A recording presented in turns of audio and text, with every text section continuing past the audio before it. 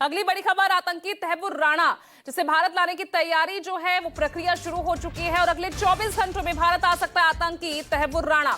America में फिलहाल कागजी कार्रवाई की प्रक्रिया चल रही है। सूत्रों के हवाले से ये खबर सामने आ रही है और भारतीय जांच एजेंसियों की टीम भी अमेरिका में ही मौजूद है। आपको बता दें, तैमूर राणा मुंबई 26/11 हमले का आरोपी है और जिस तरह से जानकारी मिल रही है, आज रात या कल सुबह तक वो भारत आ जाएगा और उसके बाद एएनआई के समक्ष उसको किया जाएगा और आगे की प्रक्रिया शुरू होगी।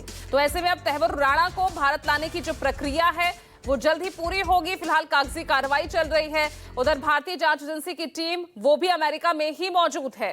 तो देखिए, आप ग्राफिक्स के जरिए समझिए आखिर तैमूर राणा है कौन, किस तरह के आरोप इसके खिलाफ लगे हैं। मास्टरमाइंड हेडली उसकी मदद की थी 26/11 हमलों में, 405 पन्नों की चार्जशीट में आरोपी है। तो फिलहाल कागजी कार्रवाई तैमूर राणा को भारत लाने की जो ये प्रक्रिया है पूरी तरह से तेजी से ये पूरी की जा रही है। भारतीय जांच एजेंसी की टीम भी अमेरिका में मौजूद है। अब समझिए कौन है ये तैमूर राणा जिसकी हम लगातार बात कर रहे हैं, जिसकी प्रत्यर्पण की लगातार भारत की तरफ से कोशिश की जा रही थी। ये पाकिस्तानी मूल का कनाडाई नागरिक है। लॉस एंजलिस के मेट्रोपॉलिटन डिटेंशन सेंटर में ये बंद था।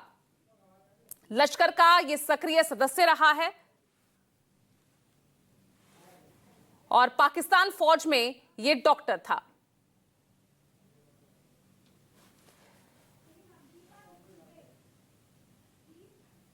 और चलिए ज्यादा जानकारी के साथ दीपक दुबे मेरे सहयोगी जुड़ रहे हैं। दीपक, क्या कुछ जानकारी मिल रही है, कब तक भारत आ सकता है तैमूर राणा और उसको लाने के बाद क्या कुछ होगा यहां भारत में?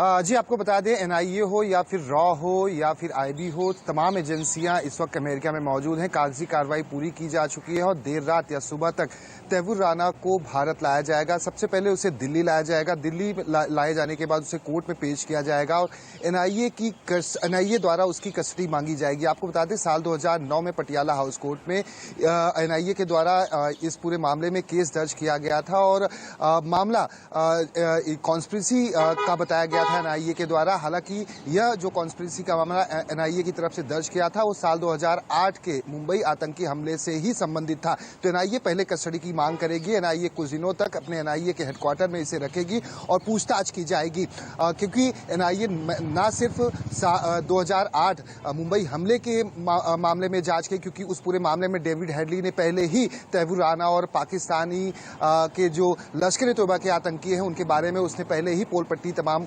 जानकारियां साझा की जा चुकी है उनके द्वारा। लेकिन एनआईए यह भी जानने की कोशिश करेगी कि आखिर कितनी बड़ी कॉन्स्पिरेसी इससे पहले भी रची गई थी और तैमूर राणा हो या फिर और जो अन्य आतंकी हैं या फिर आईएसआई से संबंधित जो आतंकी संगठन है, किस तरह से भारत को लहूलुहान करने की कोशिश समय समय पर करते रहे। तो इस पूरे मामले में एनआईए के द्वारा जानकारी इकट्ठा करने की कोशिश की जाएगी। वहीं दो प्रमुख जेलों को इस वक्त हाई अलर्ट पर रखा गया है, जहां पर सुरक्षा चाक चौबंद की गई है, चाहे वो आर्थर रोड जेल हो या फिर तिहाड़ का जेल हो। ठीक है, तो भारत भी पूरी तरह तैयार है। किस तरह से भारत आते ही तैमूर राणा के खिलाफ कानूनी प्रक्रिया आगे शुरू की जाएगी। बहुत बहुत शुक्रिया दीपक इस तमाम जानकारी के लिए।